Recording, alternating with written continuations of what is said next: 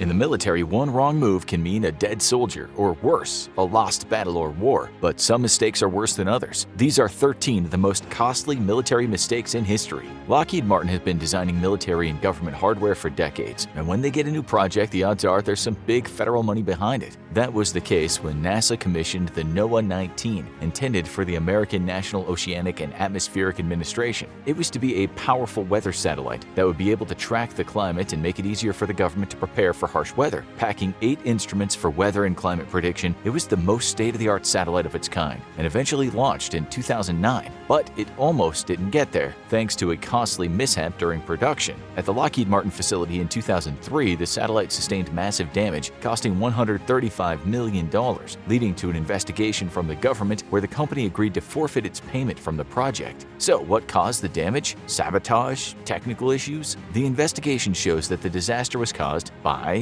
the team at Lockheed Martin dropping the satellite. As the team was turning it from a vertical to a horizontal position, the tilt accelerated too quickly and the satellite crashed to the floor, sustaining massive damage. This shouldn't have happened, but apparently a technician had removed some key bolts securing an adapter plate, and no one checked that all the parts were in place before moving it. A tiny failure in factory discipline led to a massive disaster that nearly destroyed the future of weather tracking by the US government and likely led to someone, if not many people, getting fired. Even after Lockheed Martin forfeited their profit, the US government still wound up shelling out over $100 million to get their prized satellite up and running again. Sometimes it's not one big disaster, sometimes it's a lot of little disasters. As many times as Lockheed Martin shows up on this list, it's surprising they're still in business. They must be doing something right, but it's not the F-35 Lightning II. The goal of the government starting in 1995 was to replace most of their existing fighter jets with a standard model that all branches of the military would have in common. The F-35 would also be available for sale to all US allies and could be adapted into different variants. Government contractors went to work, and they're still working. The F-35 has been plagued by development problems since the start, and government watchdogs were starting to get concerned. Not only was the program racking up heavy cost overruns, but it was well behind schedule, and the adaptation of the variants were essentially turning them into completely different planes. But eventually, the F-35 was ready to take to the skies in October 2000. The problem was, would it stay up there? It soon became clear that there were far bigger problems than the cost. The much-hyped new fighter plane didn't seem to have the same performance as existing, much cheaper planes like the F-16 Fighting Falcon. Plus, it was a single-engine plane, which meant greater danger to the pilot. If the fuel tank caught on fire or the engine encountered problems, it was going to be very difficult to stay airborne. The internal payload was much smaller than other planes as well, and the plane's biggest selling point, its stealth technology, had taken so long to perfect that many worried it'd be obsolete by the time it actually made it to the battlefield. Despite these problems, it isn't a failed project yet. It might be a failing one, though. The project is ongoing and currently estimated to cost over $1.5 trillion over its lifetime, and many government watchdogs are saying bigger isn't always better. Sometimes a split-second lapse can have devastating consequences. The MIM-104 Patriot, usually just known as the Patriot missile, became a staple of the U.S. military's defenses. This surface-to-air missile designed by Raytheon is an effective defensive weapon, but its secret superpower is its phased array tracking radar that makes it highly effective at shooting down enemy missiles before they hit. It's the best interceptor in the U.S. military and has saved countless lives since it was introduced in 1981. It's been sold to allies around the world, which made it all the more shocking when it failed dramatically. It was the Persian Gulf War in 1991, and the U.S. was at war against the forces of Saddam Hussein's Iraq. The U.S. bases in Saudi Arabia were under frequent attack from Saddam's Scud missiles, and on February 25th, one got through and delivered a devastating blow. A direct hit killed 28 U.S. soldiers inside their barracks, and an investigation quickly began. Why did the Patriot missile fail this big test? Turns out to be the tiniest of flaws, a software error. The system keeps track of time down to the hundredth of a second, but when you're dealing with life and death, there's no time to spare. But the longer the missile battery is in operation, the greater the chances of a tiny hiccup. In this case, the system's internal clock had drifted off by approximately a third of a second. Might not seem like much, but in terms of a speeding missile, it amounted to a difference of 1,800 feet in intercepting the missile. The system scanned the wrong part of the sky, found no missile, and didn't intercept the direct hit. Turned out to be not just a technical error but a human human one because the Americans had been warned. The Israelis had identified the issue 2 weeks earlier and recommended fixes such as more frequent reboots. Sadly, it wasn't followed, resulting in the worst loss of life for Americans in the war.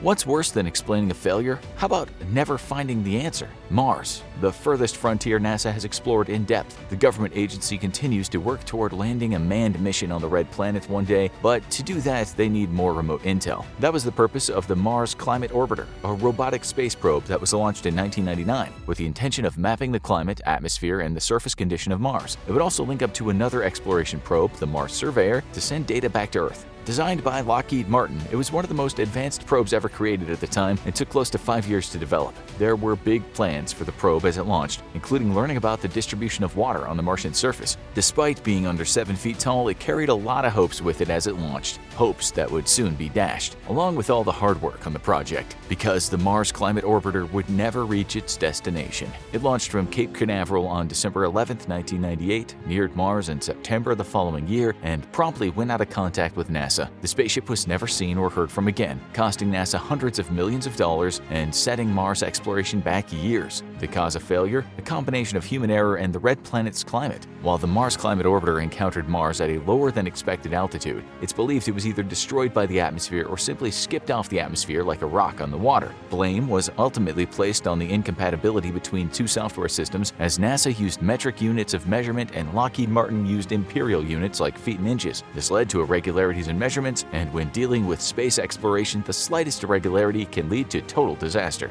The US isn't the only space agency to run into disasters. On the surface, the Ariane program seems to be a massive success. The heavy-lift space launch vehicle was developed by aerospace engineers Arianespace for the European Space Agency. It's gone through multiple generations before getting to the current model, the Ariane 5, which has had 82 successful launches between 2003 and 2017. But getting there was not easy. This led to one of the most costly disasters in European space history. It was 1996 and the model had just recently been perfected. The test rocket would be fired from French Guiana on June 4th and was carrying equipment and cargo totaling over $500 million. The development process to get there had been more than $7 billion.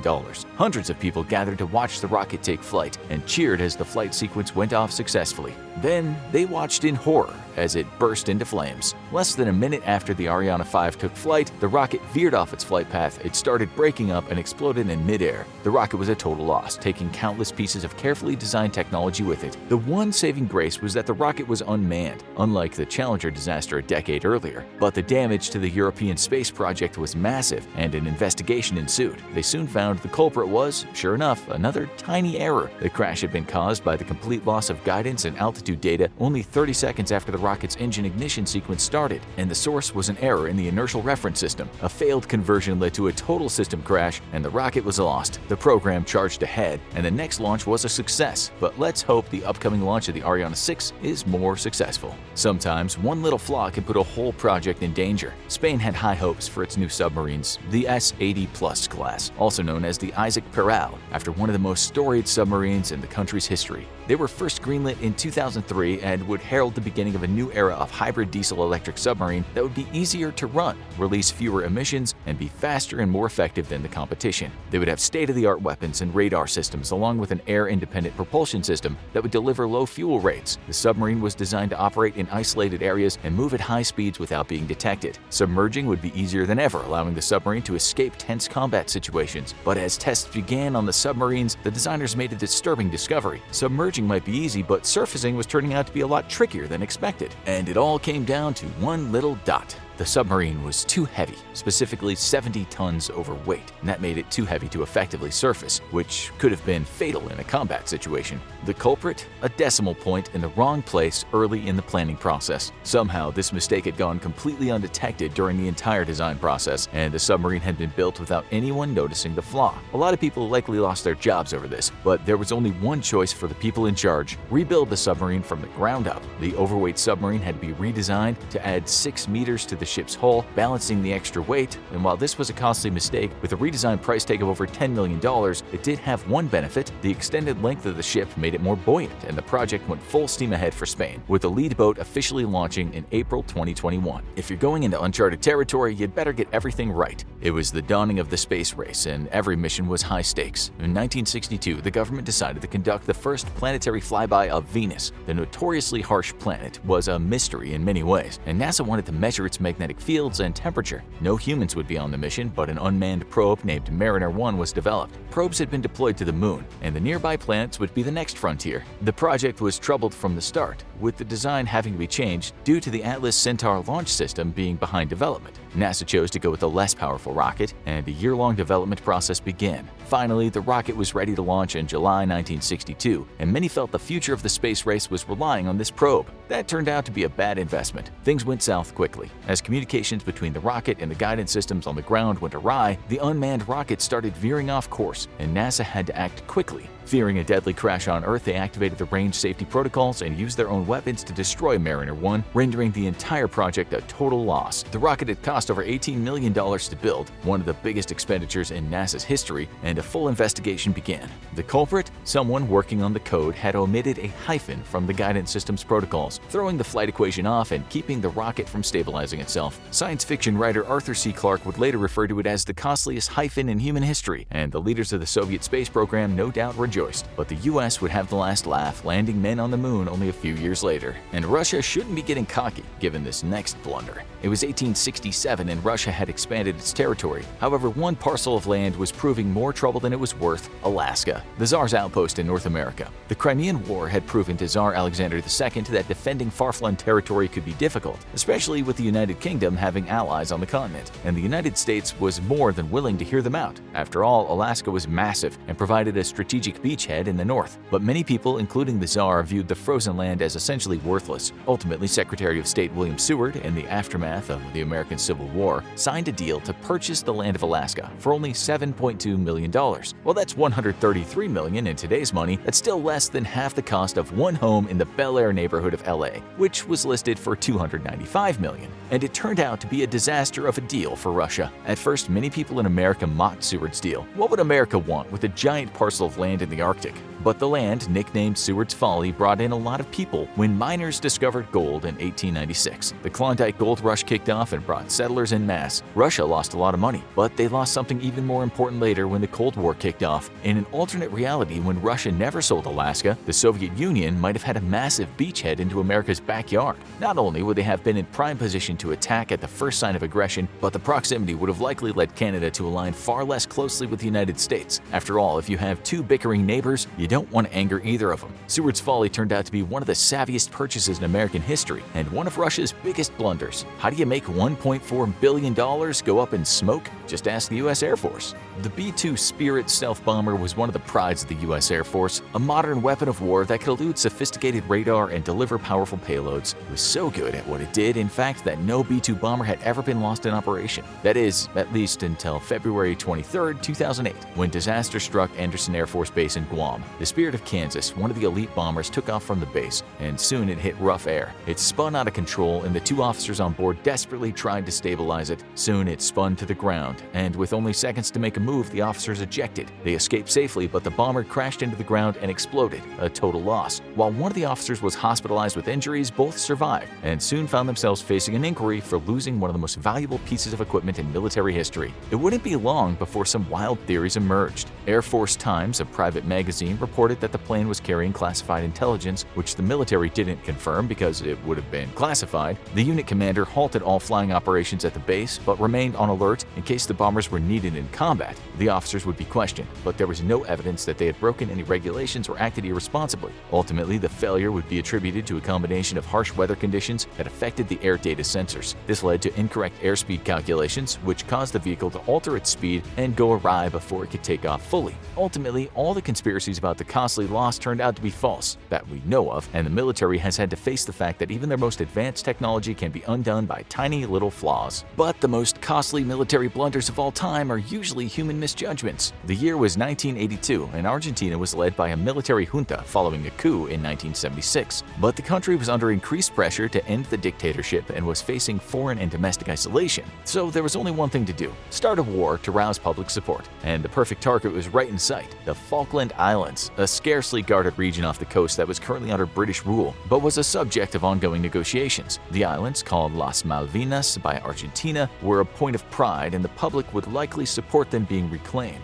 After negotiations broke down, on April 2nd, the Argentine forces launched an amphibious invasion of the islands. While the small British forces put up a fight, they were quickly overwhelmed and forced to surrender. Argentina took the gamble that Great Britain would not bother to defend tiny holdings half a world away. They were dead wrong. Prime Minister Margaret Thatcher had been watching events carefully in the Falklands for weeks before and had already deployed submarines to the region. When the word came of the invasion, she quickly authorized a much stronger response. Soon, the Argentinian forces on the Falklands came under assault from the air, land, and sea by British forces, something they were woefully unprepared for. The war that ensued was bloody and lasted 72 days, cost over 900 lives in total, more than two-thirds being the outgunned Argentine forces, and in the end, Argentina was forced to surrender and return the islands to British control, where the residents had voted to stay part of the European nation. Not only did the military blunder cost Argentina $800 million, but it was a black eye for the government and sped up the downfall of the junta. But it doesn't always take a big mistake. Sometimes a split-second decision is all it takes to change the world. By all accounts, Henry Tandy was one of the greatest soldiers of the First World War. Only in his 20s would he earn the Victoria Cross for his heroism in combat and become one of the highest decorated British privates of the war. He was wounded twice in the war but never lost his heroic spirit, famously capturing 20 prisoners during the Second Battle of Cambrai. His greatest moment would be leading a bayonet charge that drove 38 enemy forces into his unit's line of fire. But even amid the horrors of war, he never lost his compassion, and he wouldn't shoot an unarmed man. Reports say that one night at the French village of Mâcon, he was patrolling when he came across a weary-looking German soldier. The wounded man didn't seem to be armed, and Tandy ignored the man and let him go unharmed. That man's name was Adolf Hitler. Was this truly a mistake? Tandy had been following the rules of war by not shooting an unarmed man, and he had no way of knowing that a lowly German private would one day become a monster. In later years, Hitler would identify Tandy as the man who spared his life, but no one was able to corroborate it on Tandy's end, which leads some historians to classify this as an urban legend. Was it Tandy? There's no way to know for sure, but the incident of Hitler being spared by a British soldier was corroborated by the Nazi dictator, and any soldier who realized what they had done decades later was no doubt haunted for the rest of their life. Of course, Hitler was himself no stranger to regrets. World War II had begun in earnest. Countries across Europe were falling like dominoes to the Nazi regime, and Hitler's arch nemesis Great Britain was finding itself isolated and under constant bombardment. Hitler was winning the war, boosted in no small amount by their non-aggression pact with Russia. The pact provided Germany a geographic advantage by making sure the war only had a single front. Any rational military leader would have realized this was an important state of affairs to maintain. But Hitler wasn't rational. All he saw was Russia's vast territory, and he wanted it. He planned to conquer the Western Soviet Union, fill it with Germans, and exterminate the native Slavic people. And on June 22, 1941, Germany invaded the Soviet Union in Operation Barbarossa. It would be the most costly mistake of the war.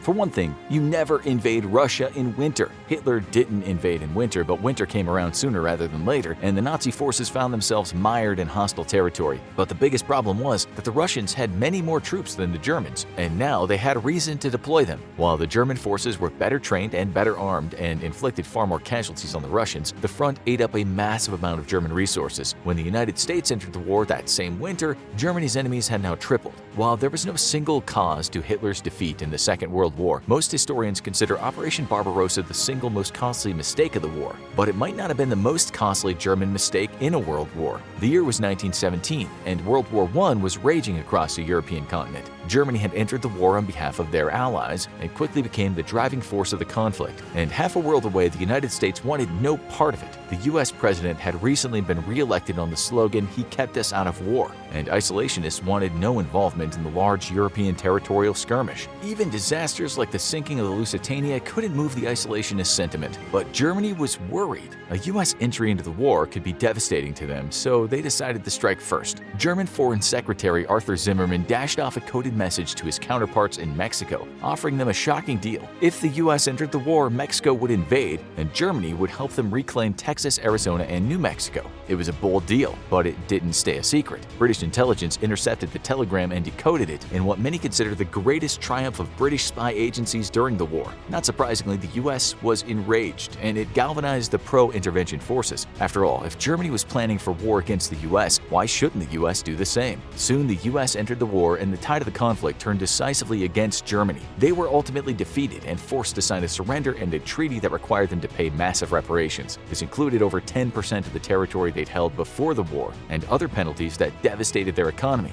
They wouldn't recover from the loss for decades, making this failure of diplomacy and coding the costliest mistake in military history. For more shocking blunders in combat, check out 10 crazy assassination attempts that failed for a look at how the assassination of Hitler was botched, or watch What If Kamikaze Pilots Survived for a dark tale of failure on the Pacific Front.